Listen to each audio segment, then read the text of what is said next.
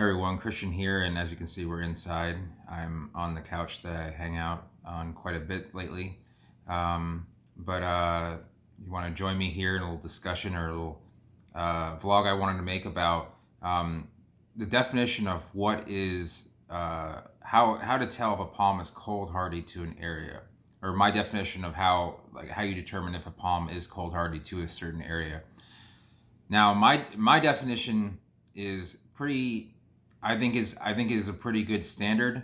It basically says if you have a palm that can grow from a seed and from a seedling all the way to a mature plant can produce a viable seed during its lifetime without being killed by cold, then it is hardy to your area. Now that's cold hardiness. There are other types of hardiness that a palm has to deal with when living in a certain area. Now let me take coconuts for example. Coconuts grow in Florida to varying degrees. So you have, an area such as Miami where coconuts are cold hardy to. You have an area such as here in Cape Coral where they're cold hardy. There are plenty of coconuts that produce viable fruit. They're floating in the canals. They sprout in the canals. And then you go a little bit further north into areas like Bradenton, into St. Pete. Areas like that, they're actually hardy as far as they don't die there, but they don't produce usually do not produce viable nuts. Now, a coconut is a little bit of an exception to the rule because the coconuts are not dying of the cold and they're doing fine. They're growing to maturity and producing seed. However, it takes a lot of heat for a coconut to produce just even one seed. Those are very large seeds compared to other palm seeds, and sometimes they produce the entire seed, but the embryo is no good, and therefore they do not germinate. An example of where a coconut is cold hardy to an area but doesn't produce any viable seed, I think ever, is Bermuda. Bermuda has sort of like a tropical maritime climate. It is not typically considered a tropical climate. It's more of like an oceanic climate that happens to be tropical in nature, and that it doesn't get below a certain temperature any given time of the year. But all the coconuts will grow there, but they don't grow very fast, and they never really produce any viable nuts. So you can live in a zone 11 in the Florida Keys, have no issue growing coconuts, and you can live in zone 11 in California, or I should say zone 11 in Bermuda, have no issue growing coconuts, but you're not going to get viable seeds. So by my definition, coconuts wouldn't be hardy to Bermuda, but they are hardy. It's a little bit of an exception to the rule. In California, you have coconuts are not cool hardy to the area. There are a few coconuts that do grow there that do produce trunk and do try and produce fruit.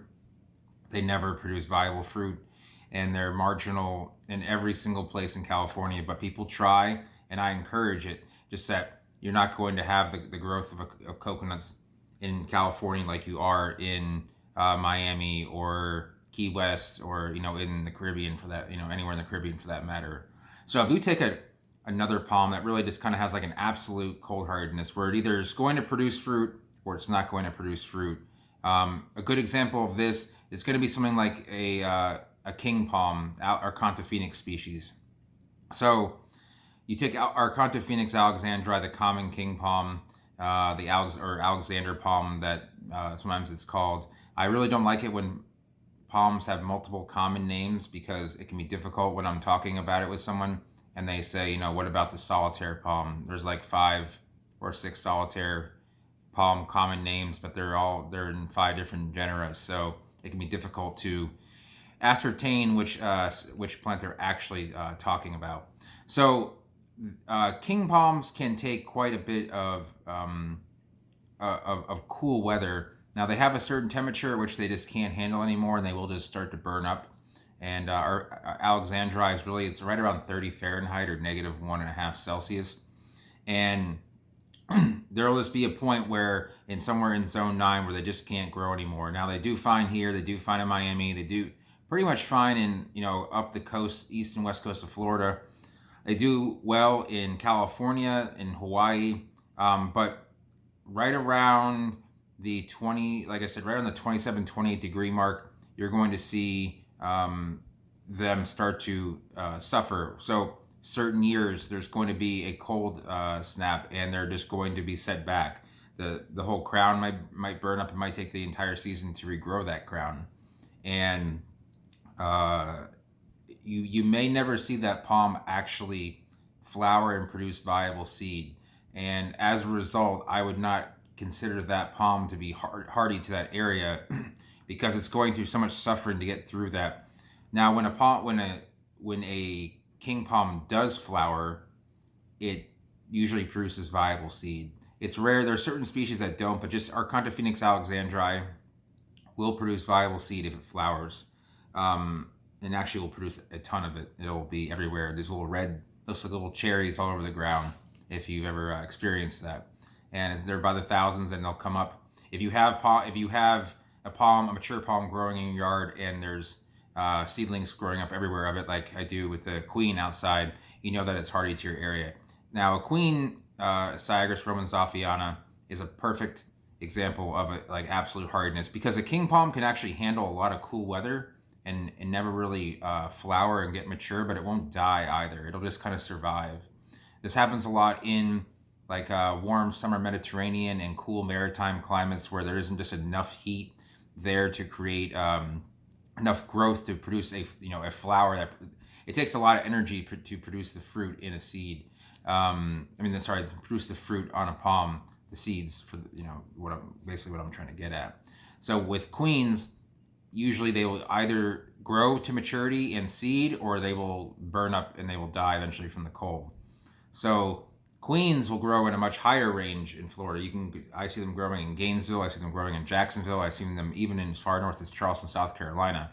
And they grow pretty much all over Southern California, at least the low-lying areas, even into the desert, because they are quite versatile palm. They will grow in San Francisco, as far as I know. And they will produce seed in pretty much all those areas. Now, the seed is not nearly as large as, say, a coconut. It is a decent size. It's about that big, maybe a little bit less. The fruit is about that size. And, if it produces viable fruit, then it's hardy to your area, in my opinion. There will be times where you'll have this 20 to 30 year period where there is no serious cold.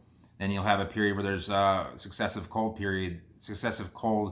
years, such as 2000, the winter of 2010 and the winter of 2011. And so what kind of prompted me to make this video was I saw pictures of carpentarias and some other tropical species growing in really like what the zone 9A in Florida. The person must have planted them in the past few years because we haven't had any real cold snaps since then. I don't remember it getting below 40 here since early 2017, so that's 3 years ago. And I think that that palm will eventually die in the next few years. I don't want to put out doom and gloom, but I'm a realistic person.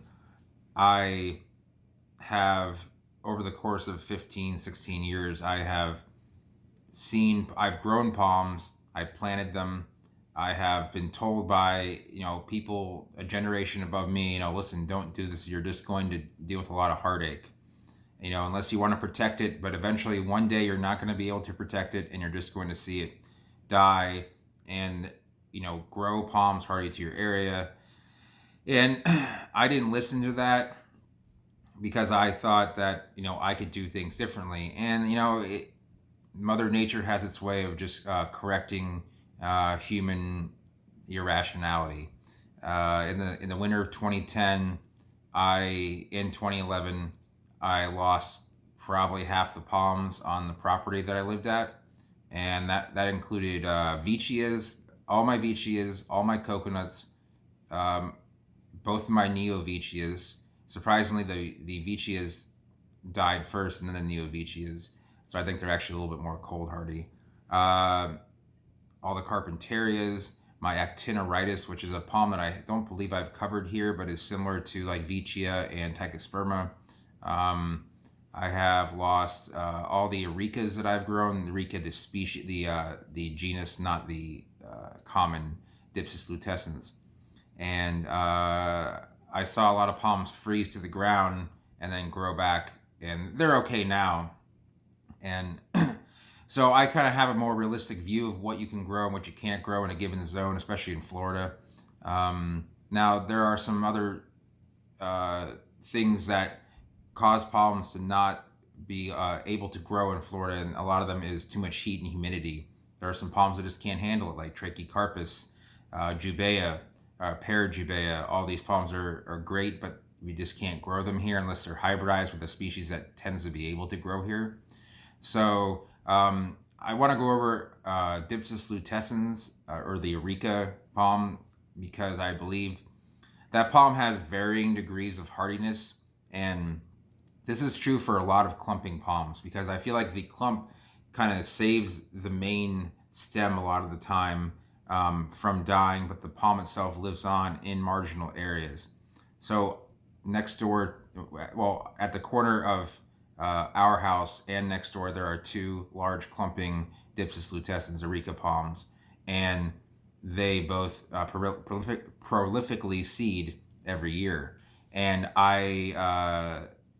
it's kind of annoying because I don't use the seed, and they kind of smell. It attracts bugs for a while, and then it just kind of goes away. The lawnmower hits it, and the fruit dries up.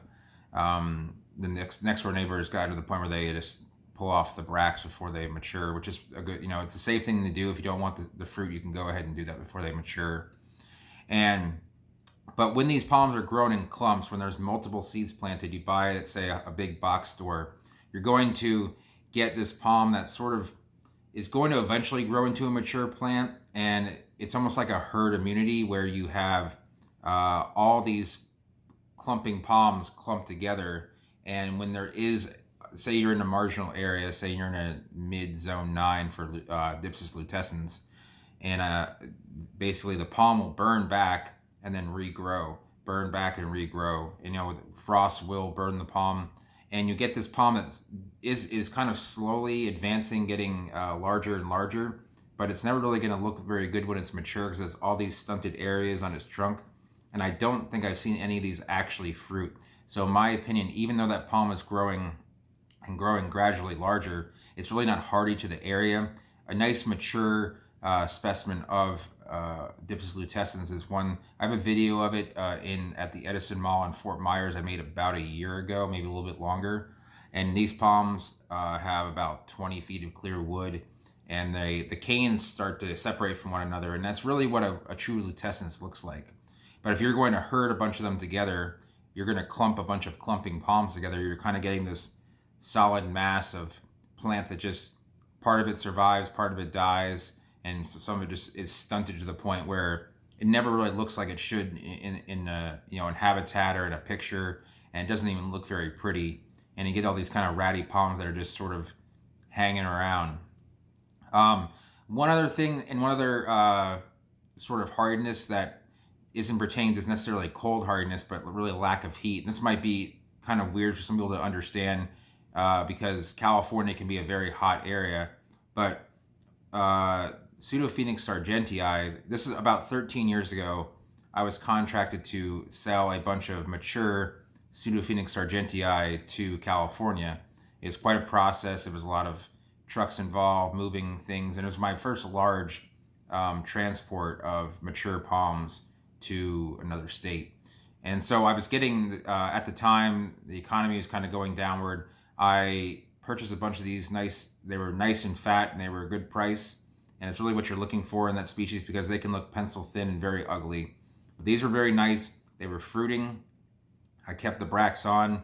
I kind of tied them up against the trunk. They weren't going to be transported for that long, and they weren't going to be under. You don't want to take the bract of a fruit bract of a palm and kind of tie it up against the crown and create like a tension or a lot of moisture or humidity there, because you can cause crown rot, which can happen in a lot of palms that don't like having a lot of rain in their crown, like sargentii does. But anyway, these palms went out to California, and they were planted in the ground, and they were looking good, but they weren't growing. Really what it came, and they weren't fruiting anymore either. And what it came down to was in coastal California, you have the climate where these palms can survive, and they will grow a little bit, but there's not enough heat there in those zone 10s versus our zone 10s to produce a palm that is going to put out, more than maybe 1 or 2 spears a year, and as well as a fruit bract. They thought they were getting a mature palm they could collect the fruit off of, and it really was kind of a testament. If you go to California and try and get a Pseudophoenix argentii that's larger than the size of a pencil, the thickness of a pencil, you're going to spend a lot of money. So these were like really cheap because these were fat. They were almost a foot in diameter, maybe more, and so they were coveted palms over there because ours grow so fast due to the high heat humidity of the area when the palm does like it. Now when they get rain in California is during the middle of the winter when the palm is not growing at all. So that's part of the problem. That kind of plays into a little bit of it's more of a heat hardiness, and I know that this vlog is more about cold hardiness, but this does play into it as well. It's not, the palm really is not hardy to California in that it was going to naturally grow and fruit on its own. It may after hundreds of years, but again, this is more like the king palm issue where the stunting happens and you kind of just get this plant that is sort of just sitting there, and it may eventually fruit, but it really isn't a natural occurrence and would never be a natural occurrence without human intervention. So really, my definition really comes down to without human intervention, planting a palm from a young plant, letting it grow up and mature, produce viable seed. Given there's a few other factors at play, such as like humidity and heat, but I really feel like that generalization is the best way to tell if a palm is going to be hardy to your area. So I hope that was helpful. I guess I should say that, if you live in zone 9 and you want to grow a zone 10 palm, understand that you might be able to get a zone 10 palm to grow in your area, but will it grow to its fullest potential? No. So when you're going to get that, realize that may be an outcome in the maturing of your plant. It may grow just fine. You may have a coconut in zone 9. It may grow up. It may never produce viable fruit. So it would never reproduce in your area. So therefore, it really wouldn't be hardy because it would never be self-sustaining. I guess self-sustaining would really be like kind of the key to my concept of hardiness. So I hope this sheds some light on palm hardiness. Actually, one more thing I do want to say, some people's definition of palm hardiness is if it will survive through through the winter. I have friends that have, for example, like a Chinese fan palm, and it gets to like 10 degrees and everything, the spears pull, everything dies, and then it grows back. I mean, that's not really the way to kind of like, it's a way to test and see how cold hardy a palm is, but I would never expect that palm to ever grow any trunk and be of any size. It's just something to kind of have around, and I don't blame anybody for doing that because some palm is better than no palm, if you understand my gist. And I think that you really want to grow something that will actually look nice, almost all of the year, not something that's just like barely getting by. So anyway, I hope this was helpful. I hope it kind of sheds some light on cold hardiness, certain palms that are cold hardy, what makes a palm cold hardy, and it may want to steer you in other directions as to what you want to plant in your yard, and the rewarding results of planting it versus planting a bunch of palms that are marginal in your yard and seeing a bunch of plants that really are not doing very well, and it can really put a damper when like the whole yard is full of ugly palms or ugly plants that you're growing. So I'm not saying not to do that, but I think it looks much nicer when you have palms that do look very good. If you see a guy that is growing a bunch of cold hardy palms to your area really well, even if they're a little bit more common, that's more pleasing to the eye and more rewarding in my opinion than growing 5 or 10 species of a palm that you've toiled over daily just to get them to survive and still put out spears every year and hope that they're going to go through the next year and not die. because they're going to look ratty. They're usually going to be stunted, and they're just going to be not usually the natural color, natural thickness of the trunk, and they aren't going to be anything like they are in the pictures. So I hope this was helpful. If you guys have any more questions, and gals have any more questions about hardiness and really what determines a palm's cold hardiness, feel free to leave any comments down below. If you guys, again, if you thought it was helpful, give it a thumbs up. And if you're new to this channel and watching it, consider subscribing. I am going to go out and do some more palm vlogs. I just haven't been out driving very much, but I think I'm going to kind of start doing them from the car. People don't really like their houses, pictured in videos, but I have a solution to that. Botanical gardens are not open now. Well, if they are, they're kind of very restricted, and until things get change a little bit, I'm going to kind of stick to private stuff. So I'm gonna leave it there. Thank you for watching, and I'll see everyone next time.